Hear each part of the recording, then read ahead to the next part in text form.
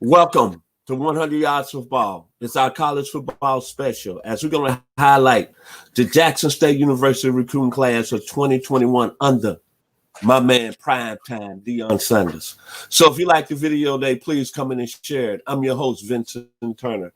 And join me to break down this historic recruiting class, the best in HBCU history, the best in SWAC history, the best in all of college football, black college football history. My man, who played with the great Deion Sanders with the Atlanta Falcons, he played 12 years in the National Football League. I think people need to know how special that is. In these days and times, nobody's playing 12 years in the league. My man did it here, my co-host, and changed the culture in the program at Florida State. Before he got there, we were going to bowl games like the Tangerine Bowl. But when he left in 1981, it was a top 5 program, and everybody known him as Florida State U. My man, the very talented and the legend, Bobby Butler. So if you like the video today, please come in and share it as we break down the 40th ranked recruiting class on the national level, the Jackson State Tigers. How you doing, Brother Butler? We're doing great, man. What an exciting time. What an exciting time in college football, man. You know, when Deion took this job, Vincent, I knew it was going to be something special.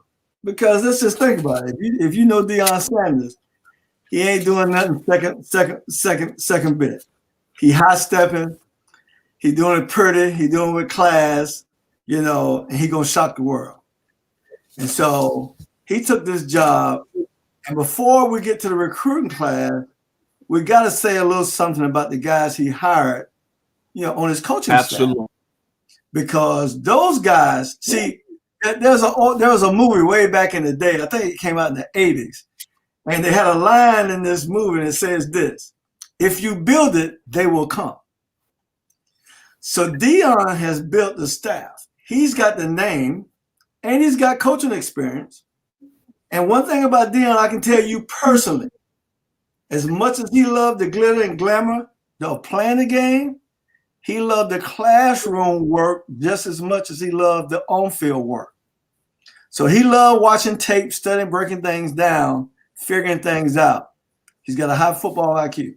So anyway, so Deion's a head coach. Michael Pollock is offensive coordinator, quarterback coach. He's a veteran prep coach. You know, he's coached over 10 under All-Americans and placed dozens of his student athletes at Power 5 schools. Dennis Thurman, former Dallas Cowboy, right? Played college ball at USC. He's a defensive coordinator, and he's got 32 years of experience, right? And so you got a guy like that. And then you got Mike Markinson, 35 years experience at the college level. He'll coach the offensive line. He has helped. Well, let me say this. Markinson comes from the Houston Nutt coaching tree. Vincent, you should know a little something about that. You know, Pig Suey. Huh? Pig Suey. Pig Suey. You get there we go. There we go. When they left Murray State and went to Pig Suey, hey, next thing you know, they had the best rushing attack in the Southeastern Conference behind that offensive line. So he's going to be coaching the offensive line. Then you got Alan Rickard, right? Alan Rickard played 9 seasons in the NFL for the Ravens, Bills, Lions. You know, I mean, he's been out there for a while. He's going to coach special teams. Gary Harrell is going to be the running backs coach. Played 2 years in the NFL. His nickname is, well, by the way, let me just tell you where he come from. He come from the 305. His nickname is the Flea. I don't have to say no more. That name alone should have told you where he was from. So he's going to coach running backs. He's got a lot of coaching experience. You got Kevin Mathis. He'll coach DBs. He was Deion's last coach, you know, at Trinity Christian. They won 3 straight Texas Association private and parochial school titles and a TCAL national championship. He's an NFL standout football player. All right. Andrew Hart is going to coach linebackers, right? He was previous with Dion at Trinity Christian. All these guys got NFL experience as players. Jeff Weeks, defensive line. He most recently served with the Buffalo Bills under Rex Ryan. So he's got guys who's coached in the NFL, 25 years of coaching experience in college, in the NFL, and on the prep level. Jeff Weeks, D-line coach. Then you got T.C. Taylor. He's a tight ends coach and wide receiver coach. He comes from North Carolina Central, Vincent. You know, that's where he came from. And so he's proven himself, and he's a former player at Jackson State, and he got records at Jackson State at the wide receiver position. So when you start talking about the coaching staff down there, you're talking about a lot of guys. Then you got Otis Ridley. He joined the JSU staff, and he's a recruiting coordinator. So they built it first with the coaching staff. And now they're going out, and they're getting these kids, man. And so it is amazing at what they're doing, right? It's amazing at what they're doing. So that's a little bit about their coaching staff.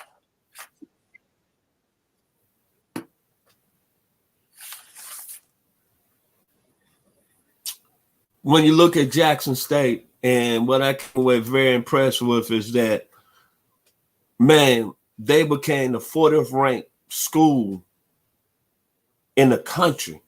And think about all the other schools that they really defeated. Like right now, you're looking at their recruiting class being better than Nebraska, Oregon State. Yes, sir. Up there with Oregon.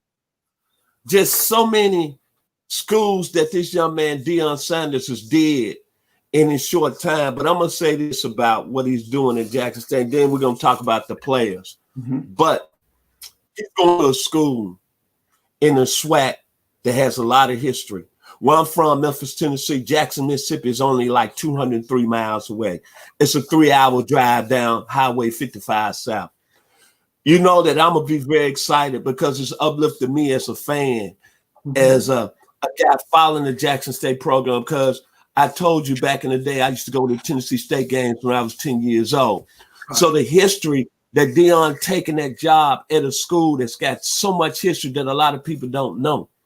Right. Some of the greatest coaches in Black college football history, not on Black college football history, but on the national level. Ernest Richards got it started in the 1920s. John Meredith brought it up in the 1950s, and then he transferred over to Tennessee State.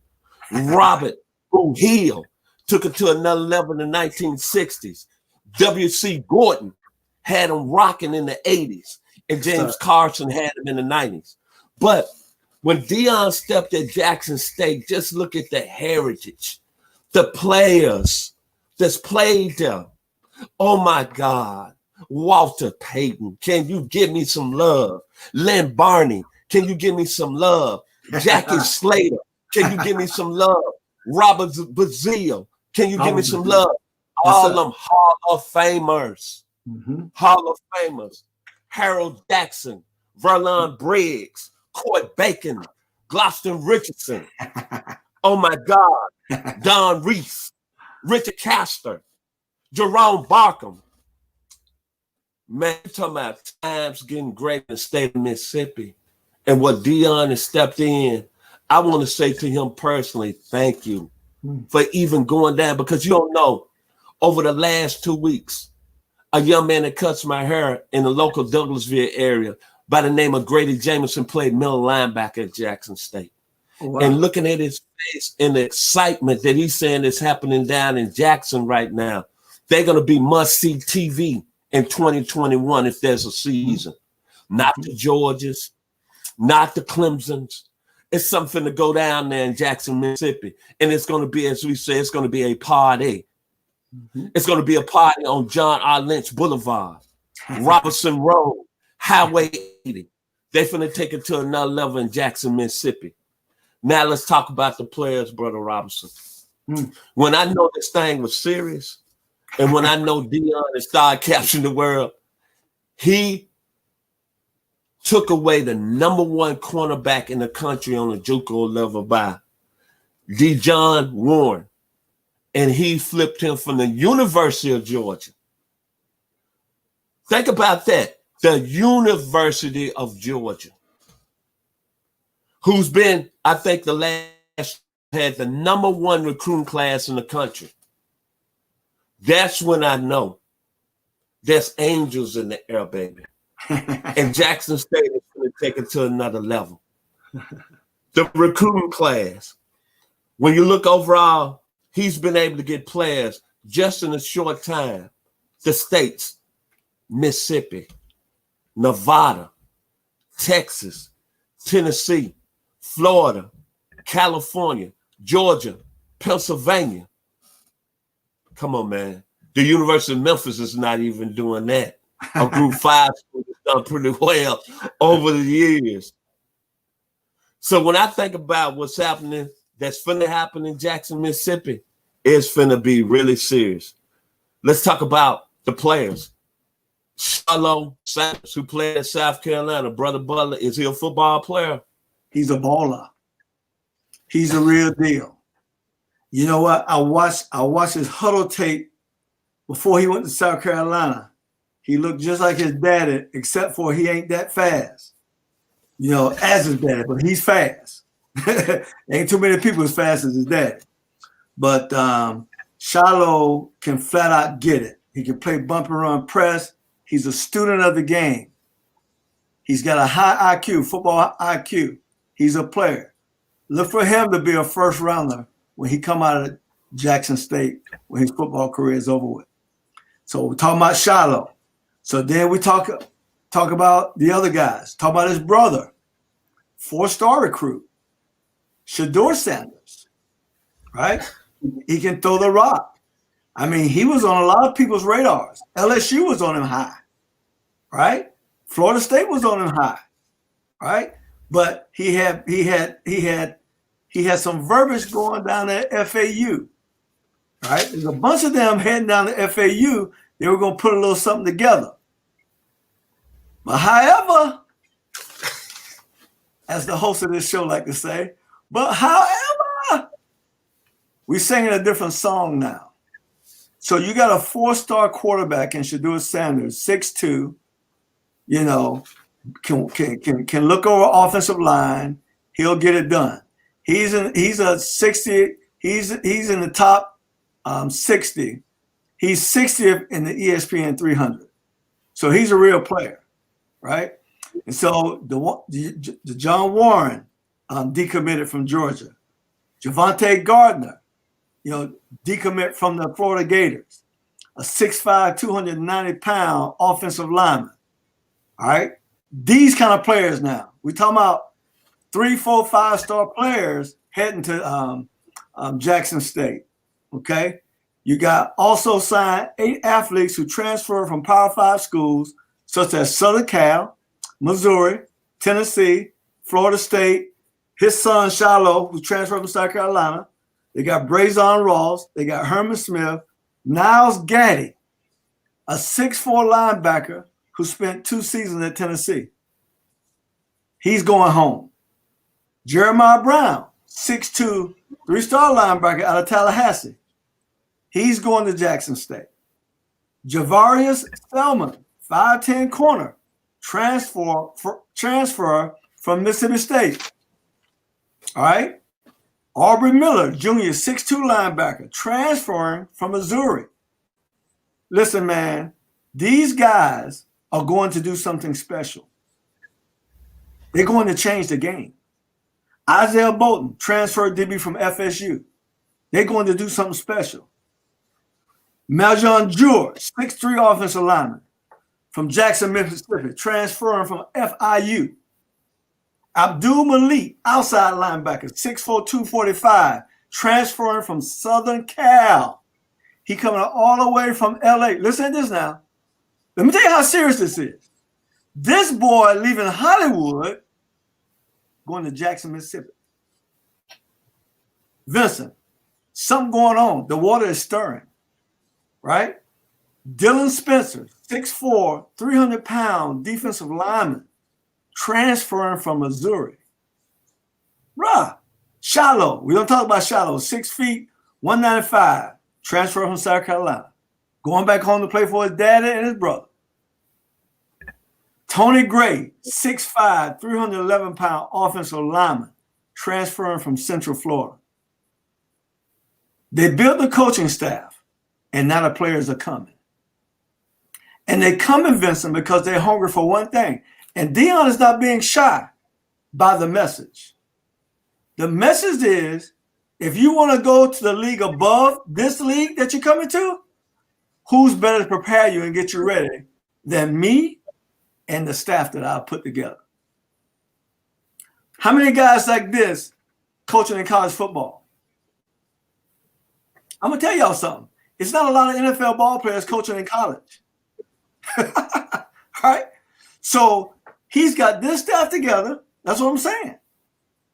Who's better to prepare these kids to go to the next level? Not just from a football standpoint, but to get these guys together from a character standpoint. To make this thing mean something, to change not only their lives, but their family lives. I don't know nobody can do that better than Deion Sanders. So, Vincent, I'm excited, man. And I'm going to tell you right now, I'm going to be in my car driving down 10. I'm going over there. Just like Coach Jones always in Tuscaloosa. Just like Coach Jones, I'm in Jackson, Mississippi. I know where I'm going now. Because it's finna turn up. And you know how football is. I want to be where it's turned up. This is an exciting time. Hey, I want to say this. It's kind of reminding me, I'm feeling so good about this, Vincent. I'm thinking about the time of when I came to the National Football League back in 1981. I came out of a big college program, Florida State, a program that was on the rise. And I played with guys who played at Ohio State. I played with guys who played at USC. Lynn Kane played at USC. William Andrews played at Auburn. I played with a lot of guys that played all over the country in big programs.